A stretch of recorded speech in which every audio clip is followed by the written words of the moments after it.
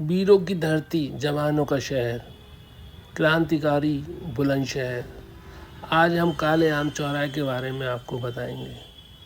ये काला आम जो आप इस बुलंदशहर के शहर के बीचों बीच में खड़ा है, बुलंदशहर के काले आम के चौराहे के इतिहास के कुछ जानकर आप हैरान हो जाएंगे।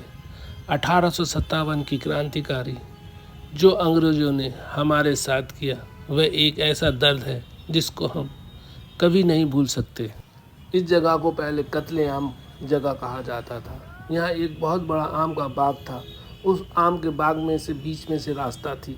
उस रास्ते में एक आम का बहुत बड़ा पेड़ इसी जगह था। इसी आम पर अंग्रेज़ों ने सैकड़ों लोगों को फांसी दी, लटकाया और मारा। कभी कभी उल्टा लगा के नीचे आग लगा के जलाते थे। इस आम के पेड़ की आज भी अंग्रेज आम की जगह काले आम के नाम से जाना जाता है। क्षेत्र के 84 क्रांतिकारियों को इसी पेड़ के ऊपर फांसी लगाई थी। जब से ये बहुत बड़ा चर्चित में आया, उनकी सारी संपत्ति छीन ली और मकानों को आग लगा दिया। और जो भी क्रांतिकारी मिलते उनको इसी पेड़ के नीचे फांसी लगा दी जाती और बेरहमी से मारा जाता था। जो भी कंपनी के खिलाफ आवाज़ उठाते उनको भी पकड़कर बुरी तरह मारा जाता था और इसी पेड़ के नीचे फांसी लगा दी जाती थी। सैकड़ों लोगों को इसी पेड़ के नीचे कत्ल कर दिया गया, इसलिए इसका नाम कत्ले आम जगह पड़ा। अंग्रेज़ों ने ये जगह इसलिए चुनी, इसी रास्ते से हर व्यक्ति शहर में जाता था, इसलिए उन्होंने ये जगह चुनी। और कई दिनों तक उनका शव पेड़ पर लटका रहता था। अंग्रेज़ सामूहिक फांसी देते थे।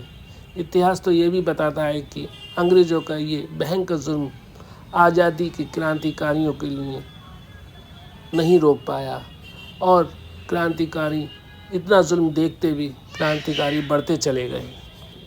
इस पेड़ पे जो शव लटके हुआ करते थे, क्रांतिकारी उन शवों को उतार के चुपके से ले जाया करते थे और अपने अपने धर्म के अनुसार उसको ईश्वर के हवाले कर दिया करते थे। अब क्रांतिकारियों की तादाद बढ़ गई। अलीगढ़, मेरठ, बुलंदशहर और आसपास के क्रांतिकारी मिलकर अंग्रेज़ों की चौकियों पर हमला करना शुरू कर दिया और उन्हें बर्बाद करना शुरू कर दिया। फिर अंग्रेज़ों ने क्रांतिकारियों को पकड़ा, कुछ को इसी पेड़ के नीचे फिर से मारा और 46 क्रांतिकारियों को पकड़कर बंद कर लिया। उन पर काफ़ी जुल्म किए। फिर इतना जुल्म देखकर क्रांतिकारियों की तादाद और बढ़ गई। अब और क्रांतिकारियों की तादाद बढ़ने लगी। बरेली से मदद मांगी गई। नवाब रामपुर से मदद आने की उम्मीद थी, वहाँ से भी नहीं पहुँच पाए। सिरमौर बटालियन की टुकड़ियों की आने की पूरी आशा थी, मगर वो भी नहीं पहुँच पाई। जनरल डीविड को मेरठ सरकारी खजाना भेजना था, वो भी नहीं पहुँच पाया। अंग्रेज़ों में काफ़ी निराशा थी। इसी बीच 21 मई 1857 को अलीगढ़ से लेकर बुलंदशहर तक अंग्रेज़ों से मुक्त करा लिया गया।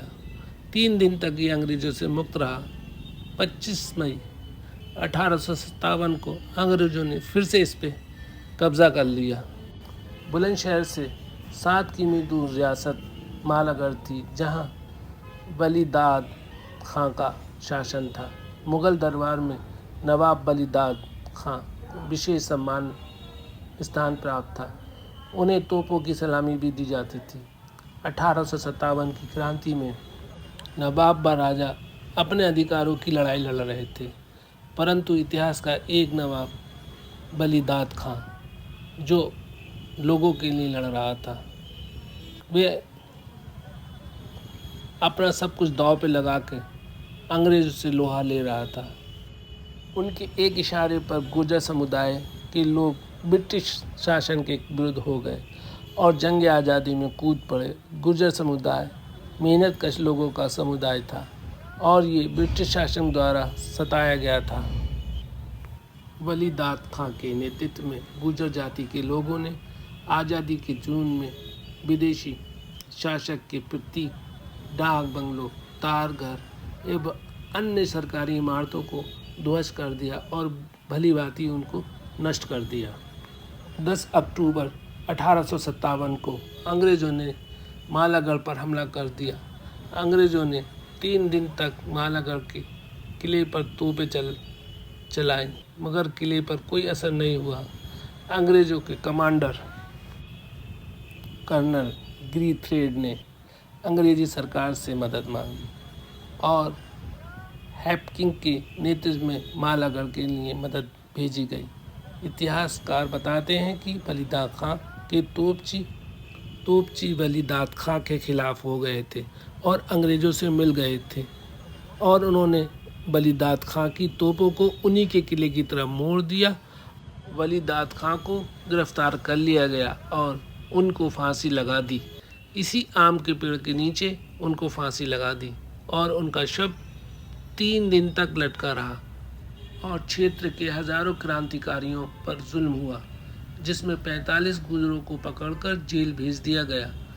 1857 की क्रांति में बुलंदशहर का नाम सबसे उत्तम होना चाहिए और सबसे पहले यहाँ की क्रांति शुरू हुई। जय हिंद।